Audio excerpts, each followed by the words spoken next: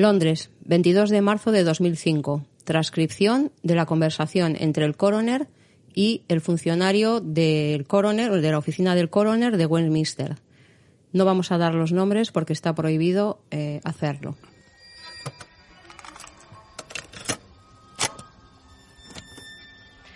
Y ahora tenemos el último caso, ¿correcto? Sí, señor. Y este se refiere a la muerte de Miguel Ángel Martínez Santamaría. Sí. Señor funcionario, ¿cuál es la situación concerniente a la familia en este caso?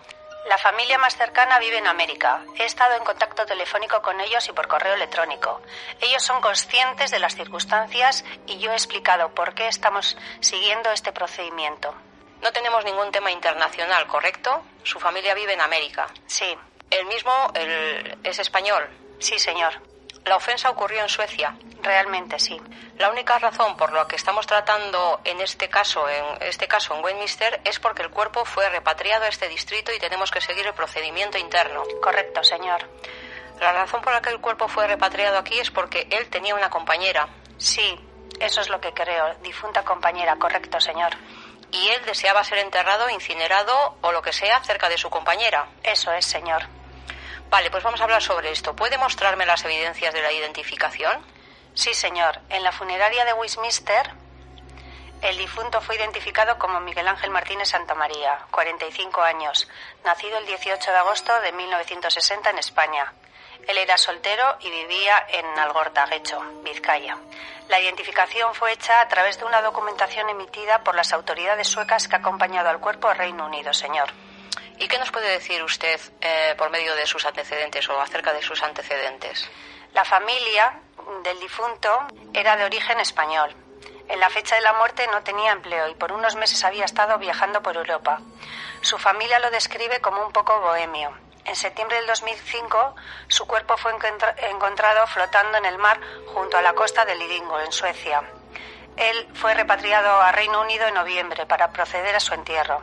Su familia, que vive en América, quería que lo enterrasen junto a una amiga anteriormente enterrada en esta jurisdicción. El papeleo que acompañaba al cuerpo no dio una causa o explicación de cómo ocurrió la muerte. Durante la autopsia realizada, se descubrió que las autoridades suecas ya le habían realizado una autopsia, pero debido a la descomposición no se pudo determinar la causa exacta del fallecimiento. Debido a que el fallecido no era ciudadano del Reino Unido, la Oficina de Asuntos Exteriores de Reino Unido se mantuvo al margen. La embajada sueca en Londres sugirió que yo contactara con la embajada española para recibir copias relevantes del caso. Un oficial de la embajada de España acordó asistirme, pero no pudo obtener el informe de la policía sueca referente a su muerte. Bueno, pues parece que esto tiene trampa, ¿no? O algo raro. ¿Te has comunicado con la familia en América, no? Sí, lo he hecho, señor. ¿Y qué? ¿Qué dicen? Bueno, ellos son conscientes de los problemas de obtener esta información. Se cree que él cayó o se lanzó de un puente que daba al mar cerca de donde su cuerpo fue encontrado. Ellos quieren saber más datos sobre las circunstancias que rodearon su muerte y se mantienen en contacto con la Embajada de España en Estocolmo. Sí, pero ellos dan el consentimiento para los procedimientos que estamos aquí tratando. Realmente sí. ¿Sí? ¿Correcto? Correcto, señor. ¿Y ellos son conscientes que esto es imperfecto y que nosotros hacemos lo mejor que podemos? Realmente lo hemos hecho, señor. ¿Con todo lo que conlleva? Sí. ¿Y la prueba C2 es un montón de documentos, correcto? Sí, señor. Y la prueba C3 son los resultados de nuestro patólogo, que dice que él ha hecho una autopsia realizada y el cuerpo ha sido seccionado y francamente él no pudo determinar cuál es la causa de la muerte, nuestro forense. No, él no pudo, señor. Entonces nosotros no sabemos cuál es la causa de la muerte. De hecho, no sabemos qué ocurrió en Suecia. Sí, señor.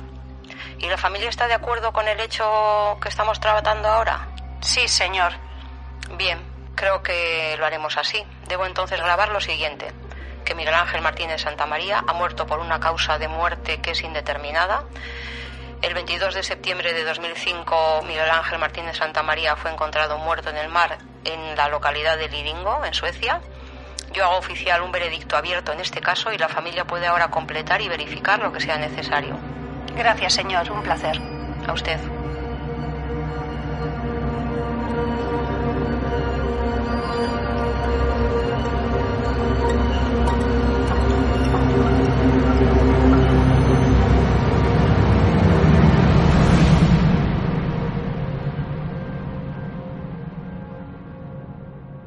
Blanca, bueno, vemos que aquí por lo menos los funcionarios británicos muestran cierto asombro de cómo, es decir, de no cómo llega el cuerpo, sino cómo se han hecho las cosas en Suecia, ¿no? Como que perciben que hay algo incompleto, incorrecto, o que, bueno, o incluso ponen en duda que la familia en esas circunstancias esté aceptando que se entierre ese cuerpo. Sí, el problema de toda esta historia es que nosotros en ese momento no teníamos el examen post-mortem. O sea, el funcionario en teoría no estaba diciendo la verdad, porque nosotros desconocíamos toda esta información. O sea, lo único que sabíamos era lo que nos habían dicho el día que fuimos a enterrarnos, como lo contamos en el anterior episodio. Pero realmente no teníamos ningún documento que acreditase nada. Y es más, lo de que le faltaba el corazón lo descubrimos tiempo después. A ver, me estás queriendo decir que vosotros, cuando estáis en Londres, vosotros vais, o sea, la familia va a enterrar el cuerpo, pero no tiene información de esos procedimientos incorrectos o de todas las dudas que tenía los funcionarios británicos para enterrar el cuerpo. Nos dieron a conocer esas dudas. ¿Qué va? No nos dieron. Solamente lo que conté, pues sí que nos preguntaban que a ver qué nos habían dicho de los golpes que tenía el cadáver. Sí que nos dijeron que era incompatible con una caída al agua, sí que nos daban a entender que los suecos nos estaban engañando o nos lo decían. Sí que es cierto todas esas cosas, sí que nos decían, ¿y qué causa es la del fallecimiento? Pues que se ha muerto ahogado. Y que ellos realmente lo que al final me vinieron a decir es, no entendemos cómo únicamente han barajado la tesis del suicidio y no han barajado la tesis de un homicidio o un accidente. Sí que es cierto que ellos hablaban tenían más información de lo que la familia teníamos.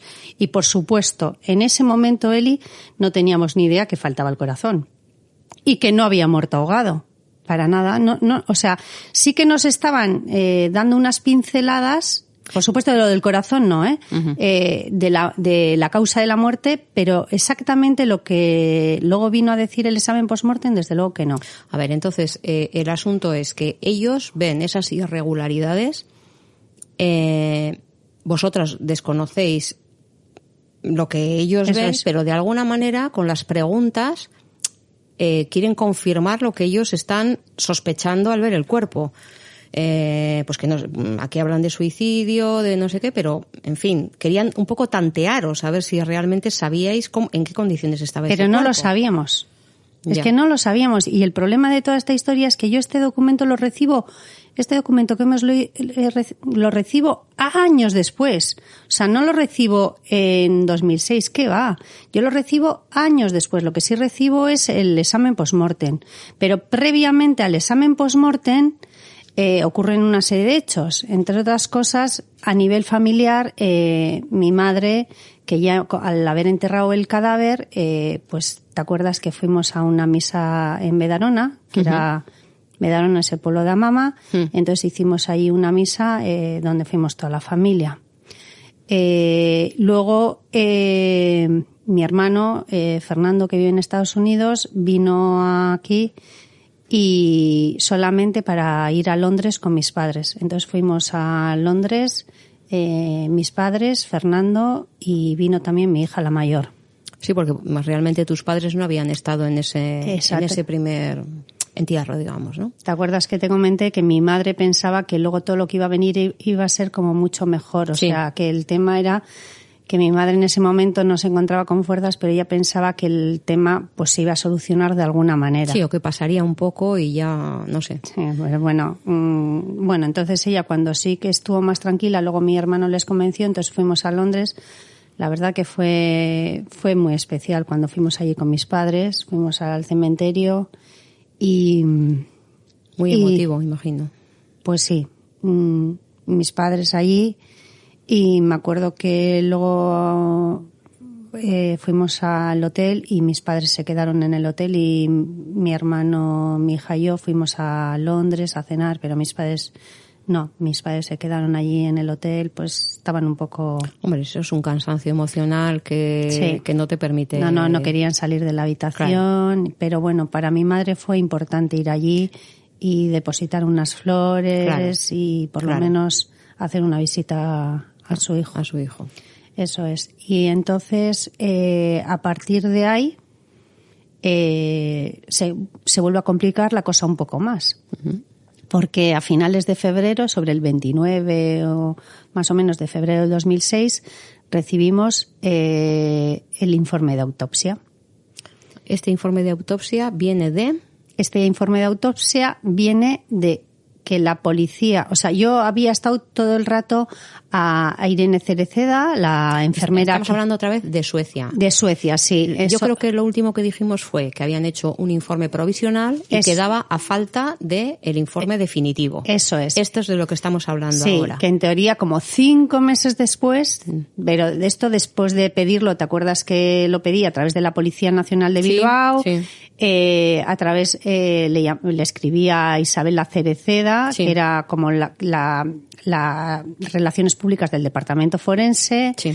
Le escribía a la policía de Suecia, pues pidiendo por favor el informe de autopsia. Sí, el definitivo. Entonces, por fin, 5 meses después, pues llega el cartero y me dice, mira, y veo que es una carta del, a mí el que me lo manda es el Ministerio de Asuntos Exteriores. O sea, esto es que la policía de Estocolmo se lo manda al Consulado de España en Estocolmo, ellos lo traducen Uh-huh. y luego a través del Ministerio de Asuntos Exteriores nos lo mandan a casa. Uh-huh. Entonces, digo, bueno, por lo menos voy a tener alguna certeza. Claro. Bien. Entonces abro la carta, Eli, 2 hojas. Bueno, en total eran 3 en sueco, pero vamos, 2 y media en sueco. Y con letra grande, como en los trabajos. Sí, ¿verdad? sí, o sea, pero con doble espacio y letra grande. ¿Para sí, qué? exactamente. O sea, era como, pero una era, pues yo qué sé, pues todo Miguel Ángel Martínez, pues el siguiente renglón. El protocolo, sí. Estimada. Que esto, bueno, sí. que he hecho tal. Bueno, lo que me llama la atención es que los suecos jamás pusieron la dirección de mi hermano. O sea, es como si solo ponían su nombre y apellidos, su fecha de nacimiento, porque allí en vez de DNI utilizan la fecha de nacimiento como Sí. es la identificación, Sí. debe ser la fecha de nacimiento, Uh-huh. y España. O sea, no vamos, nunca en la dirección, nunca, nada, ni de Algorta, nada. Hombre, no sé si tendrá que ver con algo que sea cultural, pero yo creo que también tiene que ver, o a mí me suena, en el contexto que estamos hablando, como que ellos desde el principio le trataron como un Nada. homeless, Sí, exactamente, como un sin techo. Y no sé si tiene que ver con eso, que igual es un tema cultural y allí no dan tanta importancia es más la fecha de nacimiento que la ubicación o el domicilio, y aquí le damos importancia, pero no sé si tendrá que ver con que para ellos siempre ha sido una persona, pues, eso, como querían enterrarlo, como un sin nombre. Eso es, como un De sin todas maneras, luego veremos el libro que hablamos la semana pasada. Uh-huh. Entonces veremos lo que dice Peterson al Sí. respecto. O sea, al respecto el gran profesional. El gran profesional y mejor persona. Eso es. Uh-huh. Bueno, pues entonces me empiezo a abrir, empiezo a leer y era persona no identificada. ¿Otra vez? Sí. Después de 5 meses comienza así el informe de autopsia. O sea, es que le hemos dado margen al tema de la identificación, pero que después de 5 meses de enterrado, que este tema está cerrado, llega una carta persona sin identificar. O sea, imagínate un informe de Otra autopsia, vez. que yo había leído otro informe de autopsia por circunstancias familiares y que ponía pues su nombre, su Claro. DNI, su dirección, tal. Bueno, pues este empieza. Persona no identificada. Posiblemente se trata de Miguel Ángel Martínez Santamaría. O sea, 5 meses después. no, pero espera, 5 meses después, y después de decir una y otra vez que han hecho un molde, que Sí. han hecho una dactiloscopia, que papel, en fin, que para ellos... Y después de haber pedido a la familia la identificación por pasiva y por activa, tanto en el consulado como Sí. en la policía de Bilbao, o sea, vamos a Sí. ver, o sea, y me parece, vamos. Entonces, sigo. Entonces dice, luego sí que pone en un renglón pone, la identificación fue llevada a cabo por la policía tal. O sea, la identificación fue llevada a cabo. Vale. No hay ningún documento que lo acredite, no hay nada. Seguimos. Entonces pone dictamen. Vale. En el siguiente papel, o sea, en el primer papel solo pone eso. O sea, pone... personas a identificar, posiblemente Miguel Ángel. Posiblemente Miguel Ángel. Fue identificado por la policía un día. Bien. Sí. Y luego el siguiente papel pone dictamen. Bien. Posiblemente ha muerto ahogado. Posiblemente se ha tirado, porque ahora ya empieza en vez de ya... A nosotros que nos dijeron que se había tirado del puente del Iringo, ahora resulta que nos dicen que posiblemente se ha tirado desde un barco procedente de Finlandia. Ah, bueno, ya no es un puente. No, ya no es un puente. Ya. Pero además tú ten en cuenta que enfrente de la isla del Iringo está donde llegan barcos a Estocolmo, pues de varios puntos. Sí. De varios puntos, pero ellos ya sabían que era de Finlandia. Ah. O sea, ya concretando. Y no que iba a Finlandia. No, que era el procedente. O sea, que tu hermano estaba en Finlandia. Exactamente. Y vino. Y vino a Suecia. Vino a suicidarse y según llega a Estocolmo se tiró del barco. Entonces, bueno. Entonces la forense lo determina así. Y luego dice, pues cómo tenía unos golpes en la parte costal derecha, pero que no tienen nada que ver con la muerte. No. Simplemente que son debidas por la caída al agua. Ajá. ¿Y qué más dice? Ah, bueno, luego dice que tiene un 0,2 o algo así de alcohol en sangre, pero que es una tasa súper pequeña y que es debido al estado de putrefacción. O sea, que cuando se descompone, luego sí que me informé, y es que cuando se descompone un cadáver, pues salen algunos gases o lo que sea, y entonces eso te da... Bien. Y entonces, pero que eso no es importante. Entonces lo que viene a decir es que, bueno, pues todo es podría. Podría haber muerto ahogado. De todas maneras... Pero podría haber muerto ahogado porque apareció en el agua, ¿eh? O sea, entiéndeme. Ya. O sea, aparece un cadáver en el agua y dicen, bueno, podría haber muerto ahogado, claro. Ya. Evidentemente. Vale, pero bueno, yo no sé hasta qué punto el trabajo de una oficina forense es hipotetizar sobre esas causas. Bueno, a ver. Es que no es su trabajo, Eli. No es su trabajo. Yo creo que lo que tiene que decir es... las bases reales y todo lo que pueda ser demostrable. ¿Que es demostrable que mi hermano se pudo haber tirado de ese barco? No. ¿Por qué? Porque no existe un billete. No han hecho ninguna investigación de ningún barco. El policía que llevó la investigación, el Tommy Peterson, tan eficiente, por supuesto, no hizo su trabajo ni fue a ningún barco a decir si mi hermano habría estado en algún barco. Tercero, había cámaras en esa zona. Me imagino que tampoco miraron las cámaras. O sea, ¿hubo testigos de que mi hermano se tiró de ese barco? No. Ya. Entonces, ¿por qué dicen esa hipótesis? Pues sí. Porque una forense, que no estamos hablando de cualquier forense, que es la jefa forense del departamento de Estocolmo y muy importante dentro de Suecia, ¿por qué dice que se tiró desde un barco procedente de Finlandia? Pues es que no tiene ni pies ni cabeza. Ya, que podía haber sido eso como, vamos. Exactamente. Y mira, igual me estoy adelantando, porque luego al final del departamento forense me mandaron la autopsia completa al cabo de año y pico, o sea, en el 2007. La autopsia completa. El informe. Hecho en Suecia. Sí. Es decir, o sea que tenemos 3. Primero el borrador, luego y luego... Y luego ya el completo, cuando ya les digo, me mandan en 2007, cuando ya les digo, oyes, mira, le falta el corazón, en Londres dicen que no se ha muerto ahogado y tal, y entonces me hacen un informe, o sea, recibo un informe ya completo con los datos de mi hermano de cómo iba, o sea, un informe detallado de autopsia. Bueno, pero de eso ya hablaremos más tarde. No, pero a mí me gustaría saber, quiero decir, yo creo que hay que entender que entonces tenemos 3 autopsias de Miguel Ángel en Suecia. La primera, la que pensaban que iba a colar porque no ibais a dar más guerra, y es él, y bueno, pues se habrá tirado, se habrá suicidado, tal. La segunda, un poco... La que manda la policía.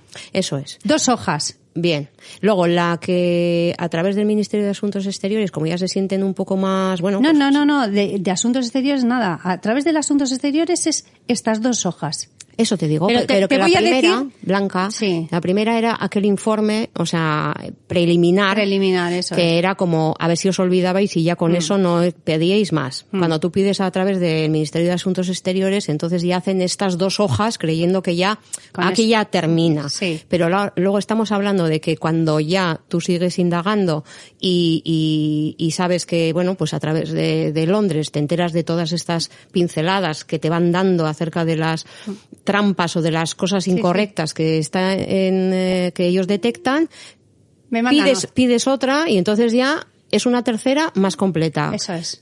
Con lo cual, o van completando, o no dan la información desde el principio, o se están inventando a medida que hay más exigencias, porque si no sé, podrían dar una cuarta y una quinta según quien les vaya pidiendo las cosas, o cómo va esto, es que ¿no? No lo sé, porque es así, es tal y como lo dices. Pero tú imagínate que cuando yo veo ese informe de autopsia, ¿qué hago?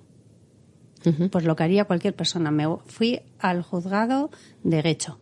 Voy al juzgado de Guecho y me atiende la forense que estaba allí de guardia en el juzgado.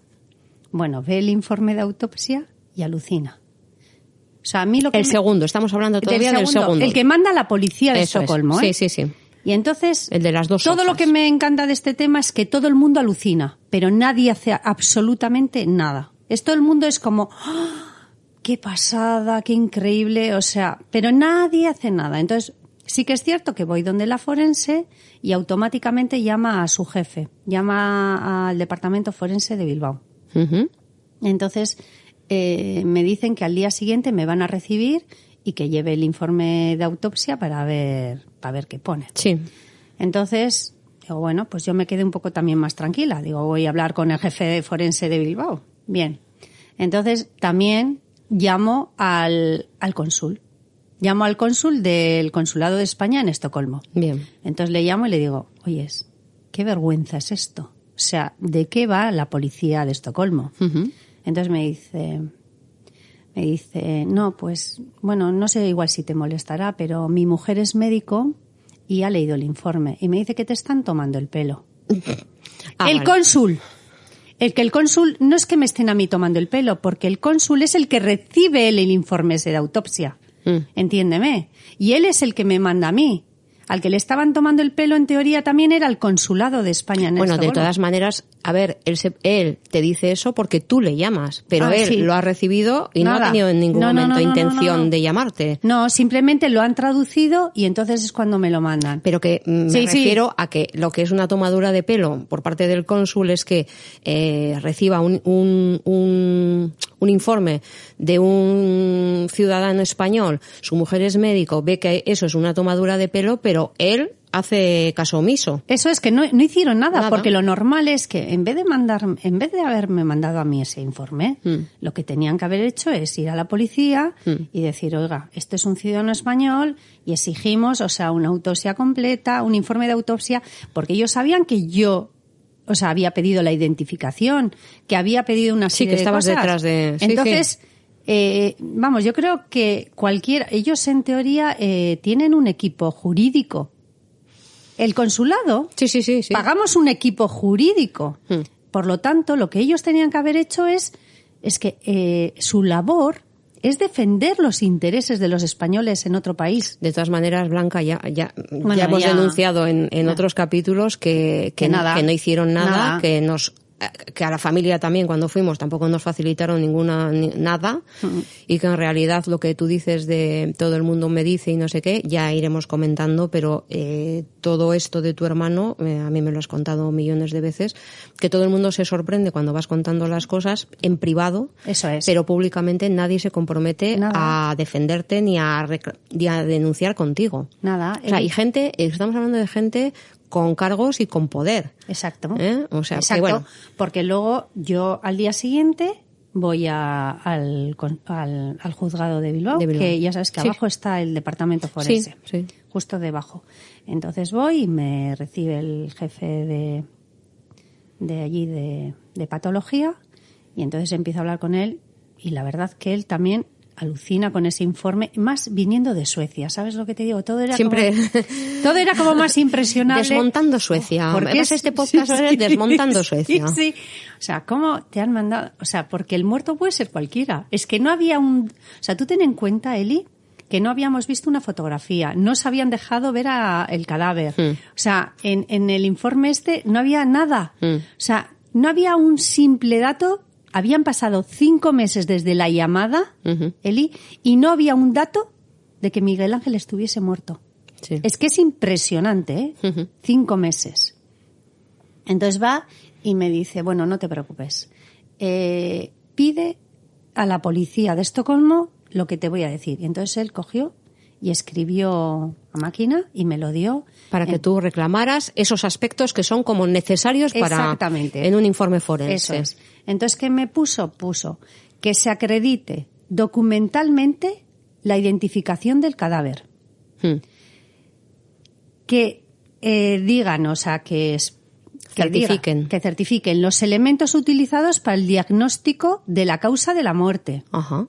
Los elementos utilizados para el diagnóstico etiológico de la muerte. O sea, y luego que también los elementos utilizados para la fecha de la muerte. Que tampoco no costaba, ¿eh? O sea, no costaban.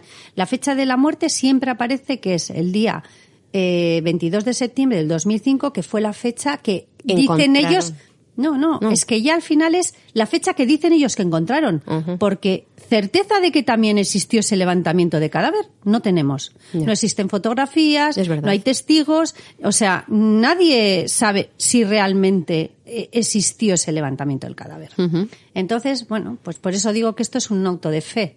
O sea, esto te dicen una serie de cosas y tú te lo crees o no te lo crees. Claro, pero aquí está muy bien lo que dice el forense de Bilbao, porque está hablando esa forense sueca de unas causas de muerte. Para eso dices, efectivamente, demuéstrame en base a qué datos objetivos estás diciendo que se tiró de un ferry. Claro, demuéstrame objetivamente, primero que es Miguel Ángel, demuéstrame objetivamente que murió ahogado, demuéstrame que realmente se tiró desde ese ferry. Y demuéstrame que la fecha de fallecimiento es el 22 de septiembre del 2005. O sea, lo que dice este forense. Claro. Bien, entonces, ¿qué hago yo?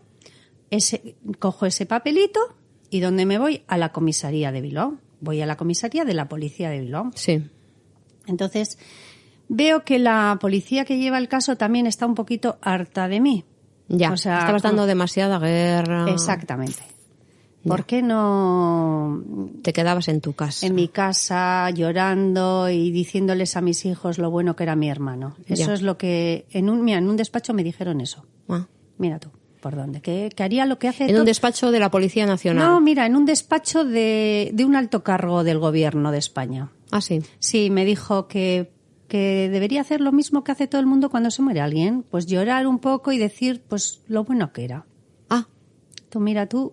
O sea, esa fue... ¿Y no se puede decir quién es esa persona? No, pero ya lo voy a decir. Por lo menos voy a hacer referencia a él, porque como me dijo tantas palabras sangrantes, cuando vaya... Esta es la humanidad, ¿no? Sí, la humanidad hacia mis padres, sobre todo. Bien. Porque, entre otras cosas, hablaban de humanidad hacia mis padres, porque eran... Sí, seguro. De todas maneras, a ti también, el otro día estuvimos comentando que primero te han preguntado a ver si tienes esquizofrenia. Sí. A ti también. Luego que te quedes llorando en tu casa y diciendo a tus hijos lo que... O sea, es decir, es un trato... Vamos, vejatorio, yo qué sé. De todo, sí. De todo. Pero para que te hagas una idea, el día que voy con este papelito a la comisaría de Bilbao, ¿sí? Me encuentro con el policía que cuando les estaban haciendo las pruebas de ADN a mis padres, va y me dijo que haga pues a ver cómo era mi hermano físicamente, y cuando le dije lo de los ojos, pues me dijo, no tiene ojos. ¿No? Este funcionario también con tanta sensibilidad. Sí. Bueno, pues casualidad, el día que voy con el papelito me encuentro con él, entonces coge, va y me echa la bronca. Entonces me dice que no quiere hablar conmigo porque yo interpreto mal sus palabras, porque yo interpreté mal sus palabras y que he ido quejándome de él. Le digo, a ver, ¿cómo interpretas tú cuando alguien te está diciendo tiene los ojos de tal color y tú dices, no tiene ojos? se puede interpretar, tú como familiar lo interpretas ¿de qué forma? Pues solamente tiene una verdad. Yo lo único que dije fue tu respuesta. Y tal. Bueno, entonces voy a donde la policía que lleva el caso de mi hermano. Ya te digo que cuando entro es como otra vez. De todas maneras, bueno, ya hablaremos en algún momento de ese necesario protocolo que tiene que haber para tratar, sí. Pero me choca que un funcionario público y además trabajando donde trabaja, no esté acostumbrado a que la gente a priori no vaya a considerarle, o sea, que no todo el mundo con el que va a tratar va a decirle, ay señor, usted qué bien. Quiero decir, como que va en el sueldo, o sea, que enfadarse, o sea, tomársela personal, el que tú vayas, quiero decir, no lo entiendo. Yo creo que va en el cargo y va en el sueldo. O sea, él no puede dejar de hacer las cosas porque tú le hayas contestado mal. Aparte tú ten en cuenta que tú vas allí y ellos están en su, o sea, es su zona, o sea, es en su casa. En su casa. Sí. Y tú vas allí y te encuentras con alguien que en teoría le debes un respeto, es la autoridad, claro, ¿no? Claro. Pero va y te habla de malos modos. Ya. Claro, y entonces tú le dices, "Perdón." O sea, usted cada uno que asuma lo que dice. ¿Sabes lo que te digo? Es que es así. Y yo nunca he ido a ningún sitio de estos como pidiendo perdón. Ya. O sea, yo he ido exigiendo una verdad. Claro. ¿Sabes? Y una explicación. Sí. Y en este modo cojo y voy donde la persona que lleva el caso y le digo, oye, mira. Y entonces ya cuando le hablé de que había estado con el jefe de patología, ya cambió un poco y dijo, bueno, pues, es que... Bueno, pues si has estado con porque... Claro, porque es más autoridad que él. Entonces ya chantamos un poco. Bien. Sí. Entonces, vale. Bueno. Entonces, y le digo, mira, y este papel me ha dado. Entonces, dice, jolín, pues yo creo que es lo correcto. Entonces, ella hace una copia del informe de autopsia y de las preguntas. De las preguntas. Entonces me dice, no te preocupes, que vamos a hacer estas preguntas, las vamos a trasladar a través de la Interpol a la policía sueca. Digo, pues fenomenal, porque ya en teoría tú vas diciendo, bueno, pues hay alguien que me va a ayudar, ¿no? Sí, estamos hablando de policía internacional, o sea, otra... Sí. Y siempre confiando, con la verdad. Sí, con la verdad vamos a todos los sitios. Sí. Bueno, que sepas que jamás supe absolutamente nada de ninguna respuesta y no tengo documento que acredite que hicieron ninguna gestión. O sea, ni siquiera sabes si lo enviaron. No. Nunca has tenido tampoco una confirmación de Interpol. Nunca has recibido nada de Interpol. No. Eli, si habrían respondido a estas 4 preguntas, nos habríamos ahorrado 16 años de sufrimiento.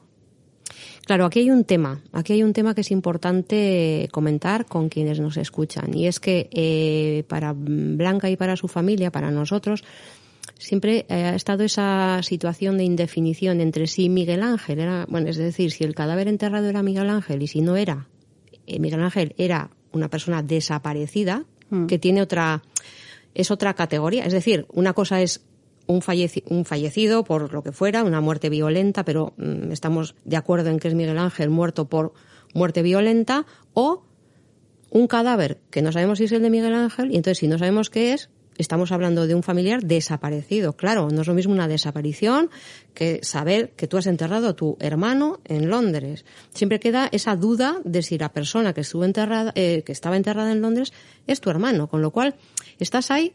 No es lo mismo, o sea, no es lo mismo poder hacer un duelo que estar esperando a que pueda aparecer. Es que y además también a ti te consideran diferente si tú eres una familiar de un desaparecido en este caso o familiar de un muerto. Es entonces que es totalmente diferente, pero tú imagínate, Eli, que durante 16 años he estado pidiendo la identificación. Y nadie, ninguna institución me la ha dado. Nadie. Y cuando responde la policía sueca a la fiscalía de española, va y dice que en sus archivos no existe tal documentación de la identificación. O sea, realmente ellos reconocen años después que yo lo que estaba diciendo es cierto. Pero es que no es eso.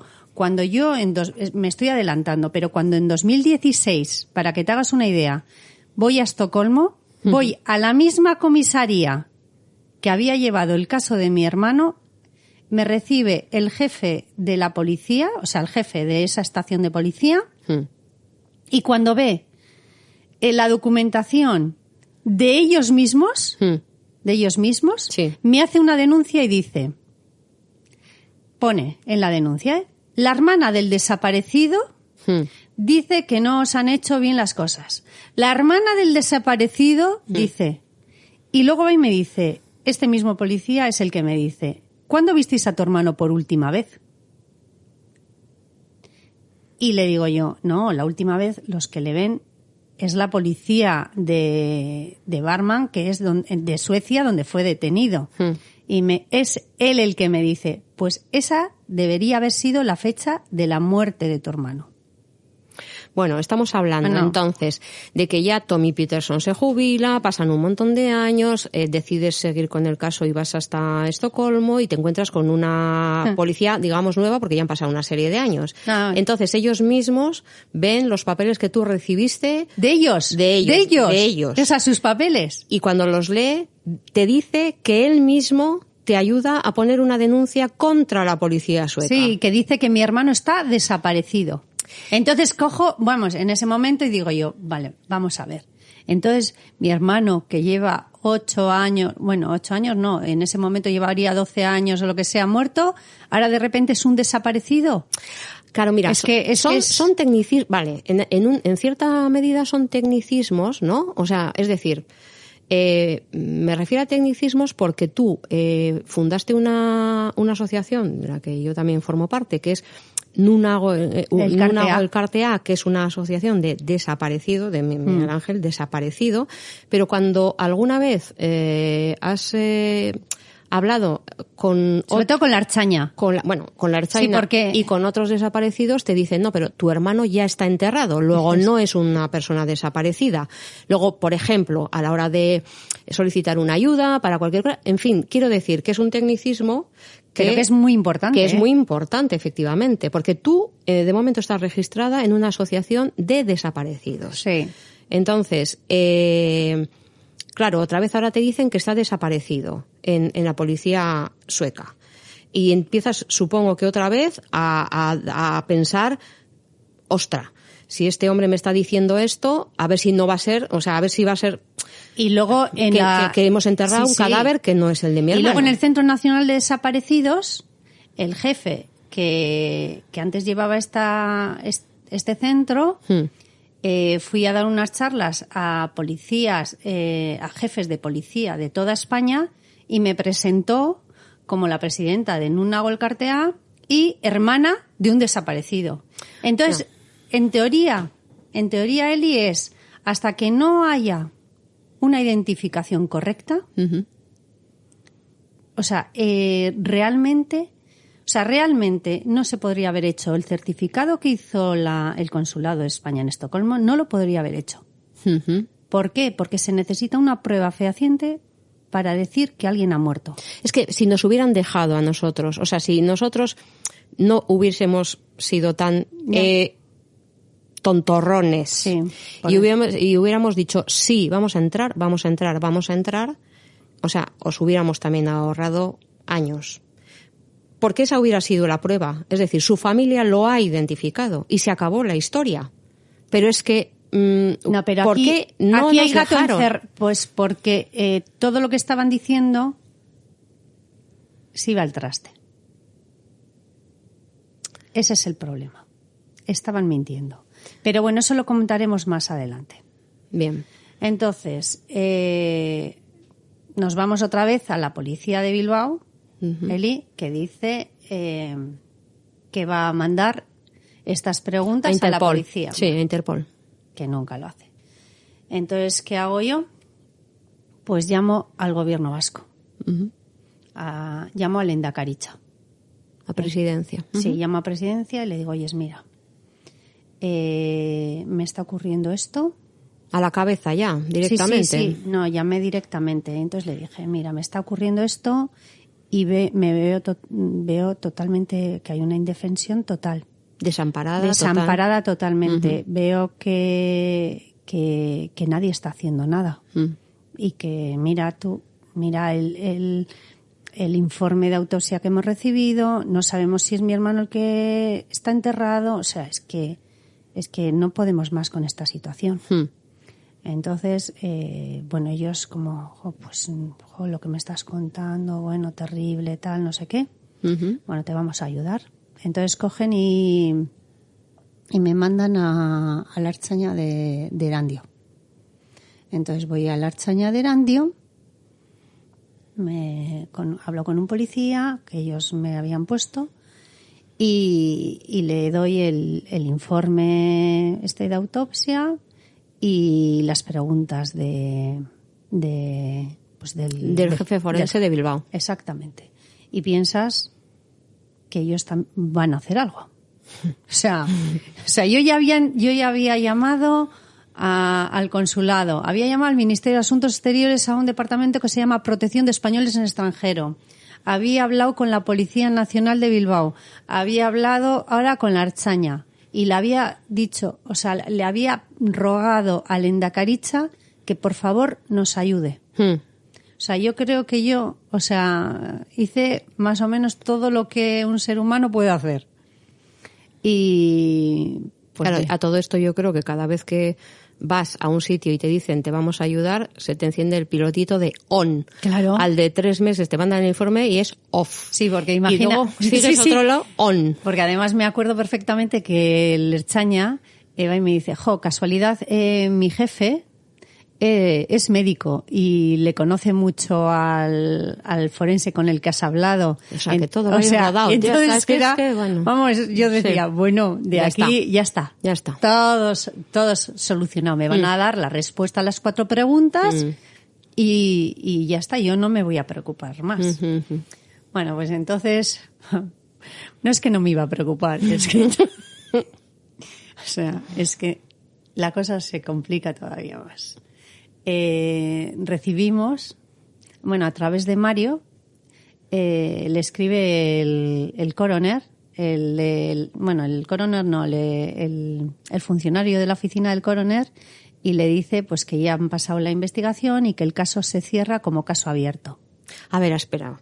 O sea, Mario, nuestro primo, el que vino el otro día... Sí, porque como él hablaba un inglés más fluido aquí que yo, sí. Pues entonces quedamos que en vez de... que el del coroner hablaban con mi hermano Fernando. Por eso dicen que su familia es de América. Sí. Bien, pero luego el otro enlace o para escribir o lo que sea pusimos a Mario.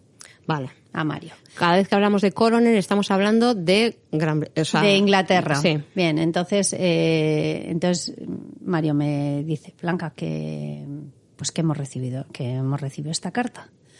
Y tal, pues que el caso queda como caso abierto. En Gran Bretaña queda abierto. Sí, que habían hecho la investigación, que había durado 6 meses, que la habían intentado a través del funcionario del Consulado de España en Londres, habían intentado recabar información de Suecia y que no habían conseguido absolutamente nada, ni el informe de autopsia que yo tenía tan maravilloso. Y entonces que... Lo cierran después de 6 meses. Lo cierran. Que es lo que te prometieron. Una investigación de 6 meses, pero la cierran diciendo que, que tampoco han resuelto todas las dudas. Queda un poco abierto. Cierran dejándolo abierto. Eso es. Y que la familia, en caso de que tengamos una información o lo que sea, que se puede reabrir el caso, porque se queda como caso abierto. No lo cierran del todo. Cold case. Eso es. Cold case. Bueno, entonces, hay una serie. Sí, entonces me dice Mario, ¿qué hacemos, Blanca? ¿Qué le vamos a responder? Y entonces quiero leer lo que escribimos porque esto fue el 27 de marzo del 2006. Queríamos darles las gracias por esta información y queríamos solicitarles un favor más. ¿Podríamos recibir la autopsia inglesa? No importa lo inconclusa que pueda ser. Por favor, entienda nuestra posición. No tenemos ninguna confirmación de que si el cuerpo de Miguel Ángel fue encontrado en el agua o no, y si lo estuvo, durante cuánto tiempo. No sabemos si fue golpeado o atacado por alguien. En otro punto, no podemos estar seguros que realmente sea él, ya que no hay una identificación oficial. Vale, entonces lo que pedís de alguna manera es que todo lo que no ha resuelto Suecia, lo resuelva Inglaterra. Bueno, lo resuelva, o por lo menos parece ser que en Inglaterra tienen más datos y entonces os da igual, con tal de completar un poco la idea toda la ausencia de información que llega desde Suecia. Entonces, si en Gran Bretaña han hecho algo un poco más concreto, pues que nos dieran algo más de información. Sí, y entonces, pues escribimos esto a los ingleses y la respuesta es que nos mandan el examen post-mortem. El examen post-mortem. ¿El que hacen ellos? El que hacen ellos antes del entierro. Sí. Antes del entierro ellos hacen el examen post-mortem. Entonces lo que viene a decir que los pulmones son normales. Luego nombran el peso de algunos órganos que hay en el cadáver. Sí. Y lo que dice, lo que finaliza es que el caso está abierto porque no se sabe la causa de fallecimiento por la ausencia del corazón. Entonces, en vez de nosotros creer que se iba a solucionar un poco, o sea, después del informe de autopsia que teníamos, Eli, al de nada, pensando que alguien nos iba a ayudar, de repente recibimos esto. De momento, el caso estaba con la Ertzaina por un lado aquí. Con la policía. Con la policía española también pidiendo, etcétera. Pero al solicitar a Gran Bretaña que os den algo, nos enteramos que le falta el corazón. De ahí el título del podcast, porque es el hombre sin corazón. Sin corazón. Y esto es un dato absolutamente crucial que confirma todas las sospechas. O por lo menos abre un camino para otra multitud de hipótesis. Yo no tengo para olvidar cuando le dije a mi madre. No, bueno, sí. O sea, tú imagínate que hemos contado en otros capítulos que mi hermano no quería ser donante, que quería... O sea, era como que todos sus miedos yo qué sé, o sea, es como de repente todo lo que él no quería, pues estaba cumpliendo. O sea, bueno, pero a ver, que ya de por sí la información es muy impactante. Sí. O sea, ¿dónde está el corazón? O sea, ¿qué está pasando? Todas las sospechas, todas las cosas que que eran sospechas, pero que toda la falta de datos daba pie a pensar en tantas cosas, pero es que al final aquí ya hay un dato muy claro, muy objetivo. Y que los pulmones eran normales, Eli. No muere ahogado, entonces. Exactamente. No muere ahogado, los pulmones son normales, luego no ha respirado agua, quiero decir, ha muerto antes de entrar en el agua y además no tiene corazón. Sí. O le falta una parte, ¿qué era? No, entero. Entero. No hay corazón. Y luego, claro, cuando mandan el informe completo de autopsia te das cuenta que faltan más órganos. Pero bueno, en ese momento solo nos dimos cuenta que faltaba el corazón porque lo decían así. Y este dato, o sea, si nos habíamos quedado fatal con el informe de autopsia, llega esto y todavía peor. Entonces, automáticamente vuelvo a llamar al consulado de España en Estocolmo. Otra vez es que, claro. Y todo es como, terrible. En este caso hay papel. Hay un papel donde... Pero además toda esta información que te mandan un email con esa información, ¿eh? No es que nadie te vaya anticipando ni nada, no. A ti te mandan un email y tú recibes eso de golpe. Con todo lo que estás viviendo. O sea, imagínatelo, es que es...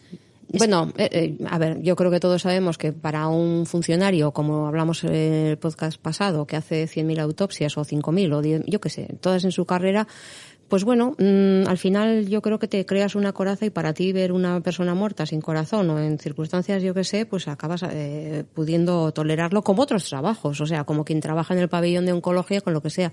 El asunto es que al final no te das cuenta de quién tienes delante. Hombre. Claro. Y te deshumanizas un poco para poder soportar tu trabajo diario, pero no te das cuenta de que enfrente hay personas que reciben un impacto brutal, ¿no? Terrible.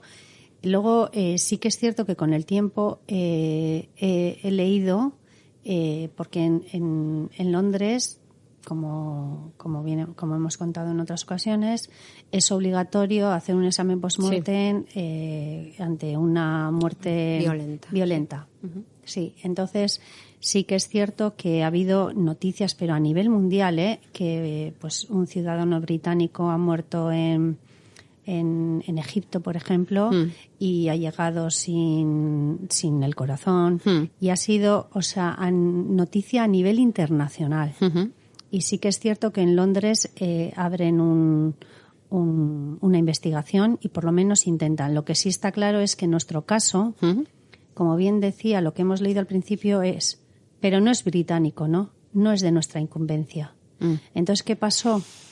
Que en teoría los que mejor lo hicieron en este caso fueron los británicos. Sí. Pero no era británico. Claro. Entonces, no era de su incumbencia. Ya. ¿Qué pasó con España? Que parecía que tampoco era de su incumbencia. Porque estaba en Suecia. Porque estaba en Suecia. Y a los suecos les importaba una mierda. Entonces, al final, ¿qué ha pasado? Que a nadie, salvo a su familia, a nadie le ha importado la muerte de Miguel Ángel. Ese ha sido el gran problema que ha habido aquí. Bueno, es un chiste muy malo y muy pero aquí de lo que se trata todo el rato ha sido de quitarse el muerto de encima. Exacto. Absolutamente. O sea, los británicos porque no es británico, los suecos porque es español, los españoles porque había muerto en Suecia. Sí. O sea, nada. En fin, todo el mundo dice qué terrible, pero vamos, que no. Aquí nadie ha sido responsable de nada. Blanca, hoy no hemos dicho nada de Miguel Ángel. Bueno, pues voy a acabar con algo así. Claro, hombre. Espera, yo sí quiero acordarme de una cosa que nos recordó el otro día nuestro primo. A ver. Mira, el primo Fernando, sí. Que Miguel Ángel, pues ya sabes que también había unos momentos... Bueno, mi hermano Gaisca, cuando quería le llamaba Mikel Gochon, porque de repente tu hermano era tremendamente vasco parlante. Bueno, pues en Romo ya se le llamaba Mikel. Mikel, ya dejó de ser. Sí. Miguel Ángel era Mikel Gochon. Y luego me gustaba mucho también, fijaros, es un poco, es curioso, bueno, me da rabia, ¿no? Porque con todo lo que hablamos el otro día de la BBK, porque mi padre trabajaba en la BBK y cuando se jubiló, mi padre lo primero que dijo fue, mira, lo mejor de jubilarme es que ya no tengo que ponerme trajes. Entonces colgó todos los trajes y Mikel Gochon quería los trajes de mi padre porque decía que sobre todo porque había acontecimientos en los que había que ponerse traje. Para ir al banco. Y efectivamente, entonces, precisamente, que ahí está un poco el esto de la cuestión, es que él, que iba a la BBK, sí. Cuando iba a la BBK, se ponía el traje de mi padre. Sí. Entonces, es igual, porque tampoco era el cuerpo de Miguel Ángel, no era el cuerpo de mi padre. Y entonces, pero él iba súper orgulloso con su chaqueta de cuadros que le quedaba pequeña o ancha, porque no, vamos, es que, el fenotipo de mi padre y el de Miguel Ángel no tienen nada que ver, pero él consideraba que a ciertos sitios había que ir bien trajeado. Así te iban a tratar. Y que te iban efectivamente, y uno de ellos era el banco, porque siempre decía que dependiendo de cómo vayas tú también trajeado, etcétera, pues te trataban de una forma te trataban u otra. Como un señor. Sí, efectivamente. Así era. Y fíjate, cómo le trataron. Exacto. Bien. ¿Ibas a contar alguna? Perdóname, es que he contado yo esto. Para ¿Ibas acabar a contar antes, tú algo? vamos a decir que un oyente nos ha escrito cuenta. Elko. Sí. Nos ha escrito Elko, nos ha hecho mucha ilusión que la gente nos escriba. Ya sabéis que siempre os decimos que estamos encantadas de escuchar vuestras preguntas o de leer vuestras preguntas y que podamos daros respuesta.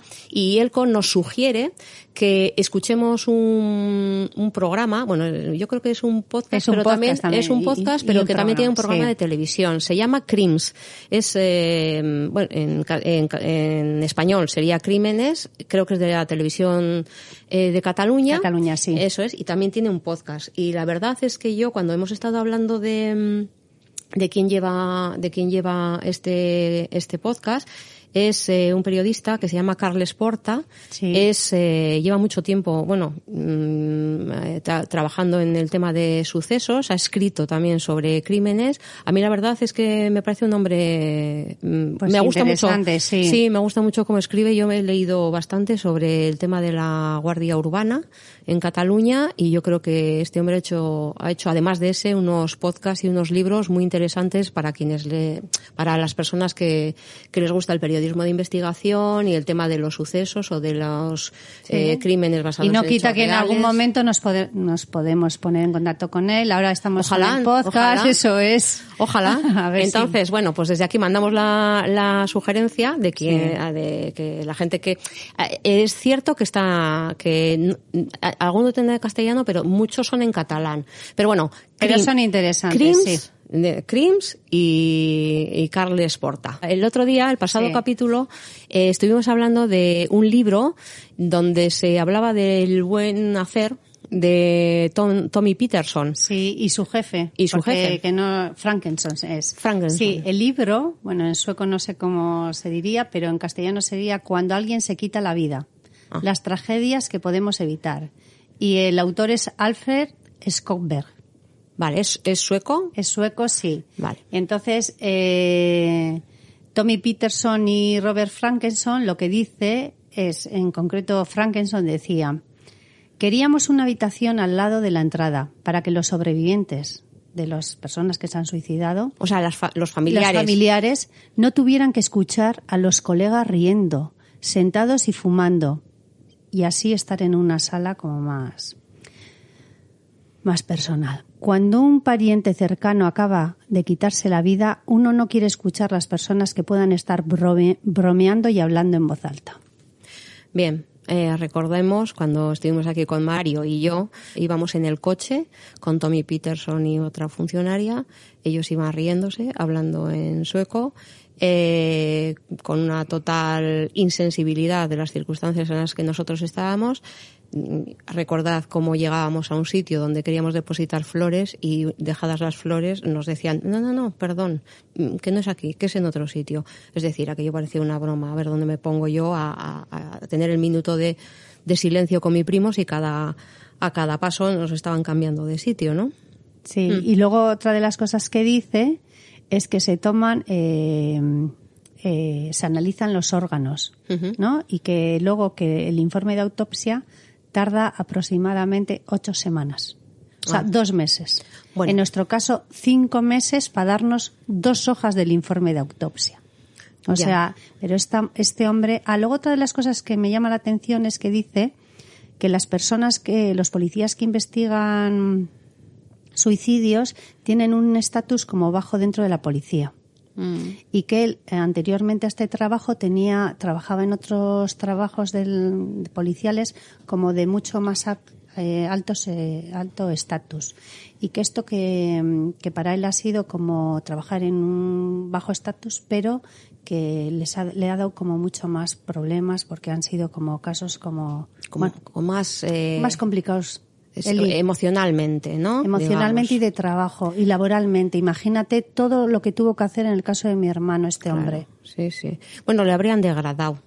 O sea, pasó a suicidio. ¿Seguro? Que debe ser como la gente ya que, bueno, pues es lo peor, ¿no? Dentro de los muertes accidentales, pues ya lo peor debe ser el suicidio. Sí, y luego dice que abren un informe de sobre la muerte y en el que intentan explicarse a ver por qué una persona se ha llegado a suicidar. Entonces, que hablan con los familiares, a ver en qué momento estaba viviendo, piden información de él. No, aquí no pidieron... Igual que lo que nos lo que dice en el libro es totalmente todo lo contrario de lo que hizo. O sea, exactamente él y su jefe. Vale, Blanca, lo dejamos hasta el próximo. Seguimos indagando y a ver si alguien nos ayuda a encontrar ese famoso libro de Suecia de los bajos fondos. Sí, y ahí seguimos. O sea, cualquier pregunta, como siempre, encantadas de responderla y de saber que estáis escuchándonos y que os interesa. Y darle al me gusta. Eso. Y suscribíos. Venga, gracias. Hasta luego.